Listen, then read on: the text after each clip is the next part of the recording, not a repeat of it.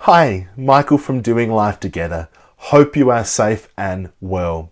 Today we want to continue our look at the idea of change, the idea of taking a bit of a stock take of where we're at as a family, as an individual, as an organisation, as a classroom, as a school, as a whole community.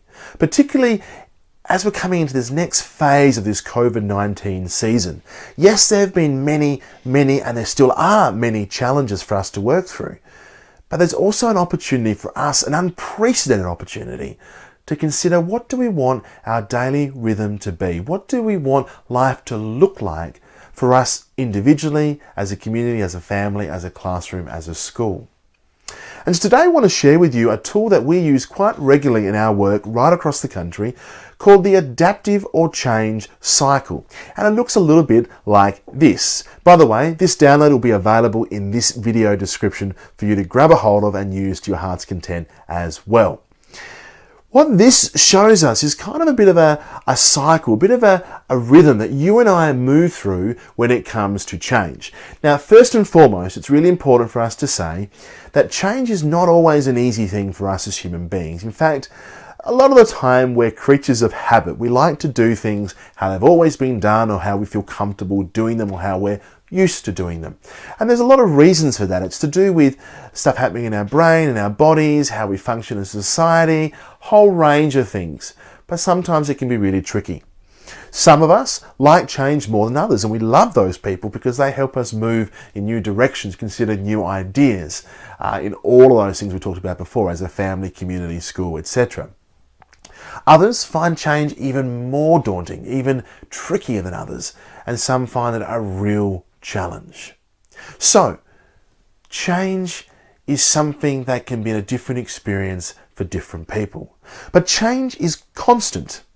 Remember the old saying, change is the only constant? Well, there's a lot of truth to that, because the way you and I develop and grow as a human being, as an individual, the way we develop and grow as a community, as a family unit, as a household, as a classroom, as a school, as an organisation, is going through constant change on a daily basis. We're reviewing what's working for us, what's not working, what we need to spend more time on, what we need to maybe move to the side, maybe what we need to create to do something different.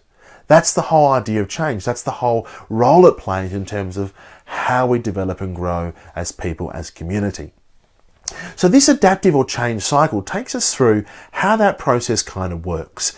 And I want to take you through the 5 kind of key areas of what you're seeing here. The first is this: any new idea, any new rhythm, anything new in our individual lives, collectively, as a family, as a school, has to first go through an explore phase. And what we mean by that is asking questions like, hey, what's possible? What could happen here? What could we do? What could be different?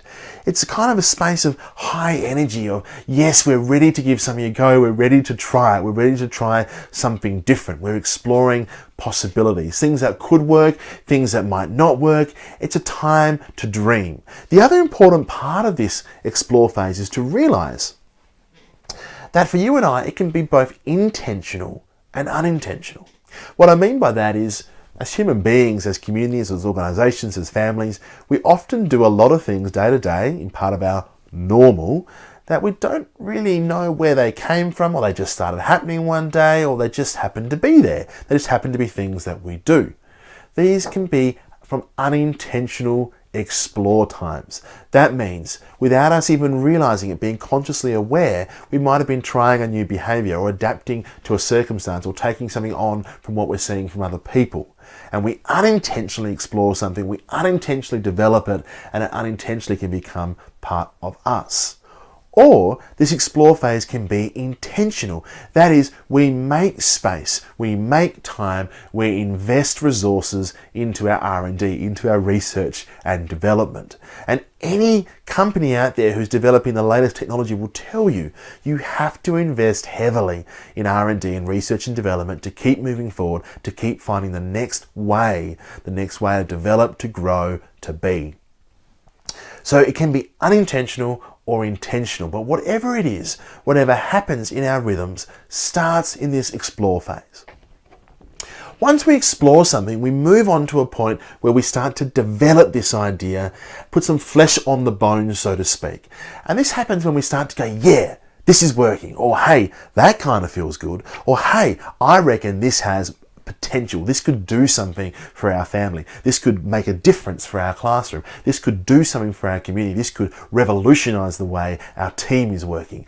We move to this space then of developing that idea. That is, finding the resources we need, scaling it up, working out how it fits in the day-to-day. What do we need to do to make it happen on a regular basis? So we move into this development space.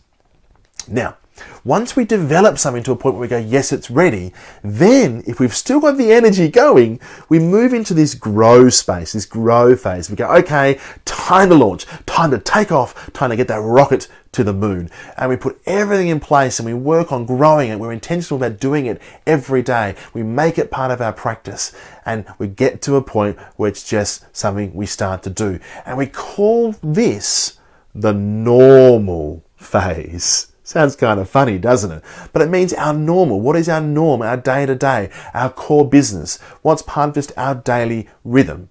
When it gets to this spot, or this stage, often we're not aware of things we're always doing, or sometimes we are and sometimes we aren't. And they just become part of our daily rhythm. They become part of what people see when they see us, see our family, journey with our family, experience our classroom, experience our community or organisation. But we can't just stop there, because if we stop there, what would happen is we just get to a normal place and we keep adding things in and adding things in, adding things in, and you and I would go into overload, because what we need to realise, and you know this in your gut instinctually anyway, is that as a child, as an adult, as a human being, as a classroom, a school, a family, we only have a finite amount of resources. We only have a finite capacity. We can only manage so much in our day. We can only intentionally do so much. And so in order for us to keep growing and changing and developing, it becomes important for us to recognize this fifth stage, and that's the hardest for most of us, and that's this release stage. That means we actually have to do some intentional work to go, okay, in our normal, the stuff that's happening day to day, what do we need to release? What's maybe not so important anymore? Maybe something we don't consider to be a value of ours anymore, or it might be it's just not the right context. Our story's changed, something's happened in our family life and we've moved on. Whatever it might be, we need to make space. We need to release things so we can create space for new things. And that release stage allows us to harness more energy, harness resources, harness our motivation to move back in to a new explore phase. So they're the five stages, if you will, on this adaptive or change cycle. And when we're working with families, communities, schools, classrooms, this is what we've always got in our mind. But we also work with people quite intentionally on working through these phases, on thinking about where they're up to in our phase, what's going on for them, what's happening. And one of the things we like to point out is, although this is a cycle we move through and we come back to and go back and forth, etc., there are also some sticking points for each of these phases as well. And I just want to quickly run you through those, because they're things for us to be aware of. The sticking point often in the explore, or not creating enough time to explore, is this old one. You've heard this before, and I've said it, you've said it, we all say it. I just don't have enough time to think about that right now. I just don't have time to go there. I don't have the resources, and it might be financial, it might be personal, it might be time, it might be energy. No, lack of resources, lack of time, can't go there, lack of motivation or willingness to move in that direction. We've all been there, we've all experienced that. But what that means is we don't explore new things, we keep stuck, we stay in the normal, and we might miss out on opportunities, we might miss out on things for our families, for our communities, for our teams, for our schools and classrooms. So that can be a sticking point to be aware of in that explore phase. So in other words, we have to be intentional, should I say, about making time to explore, making time to find new ideas. Very important, and something to do, particularly in this time, particularly in this season right now. When we get to the develop stage, the sticking point can be this. Because we've seen something now in the explore stage, in this kind of energy stage that we like, and it's worked, and we think we need to scale it up, we traditionally start to put boundaries on it. We start to fence it in and block it in. This is how it works, this is what it looks like, and this is how we shape it. Ready to be able to scale up, ready to be able to move into a day-to-day practice where we can just do it with not necessarily thinking about it every moment. What that means is sometimes we start to lose some of that creativity. We start to get to a point where it's just this one way of doing it before we move into that grow stage. That's another sticking point to be aware of. In the grow stage, the sticking point we like to point out to people is this. Often we run out of energy or don't get enough traction to keep the change moving, to keep what we want to do moving. So as a family, we go for an explore stage. We go, hey, we really want this to become a new value. And we explore it over a couple of weeks as a family, across meal times, across conversations, discussions, or we can do this in a classroom, in a team, in a community. And then we get to a point where we develop it now. We start to think, what are the practices that we need to be doing each day? And we'll talk more about these later in the week to actually make this happen, to make this part of who we are. And as those practices start to come together, we narrow our focus into scaling up, to doing it, and we move into that develop and then to grow stage or grow phase. But often that takes a lot of work. And so sometimes by the time we get to the grow phase, we may not have the energy left or the traction left to keep moving. So that's another sticking point to be aware of. And one final sticking point is in the normal stage. And that's this.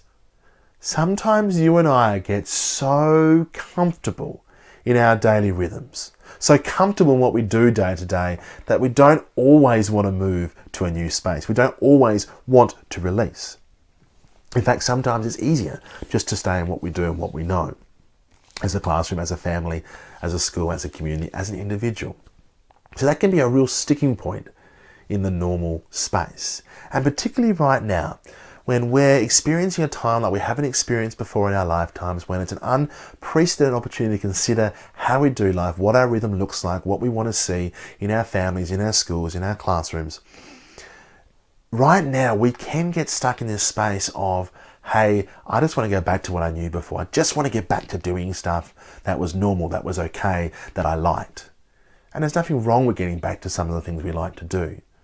But it can be a trap for us to just go back to how things were, rather than stopping, taking a moment and thinking, asking the question, what do we want our rhythm to be from this moment on? What do we want it to look like day to day for our family, for our classroom, for our school, organisation or community?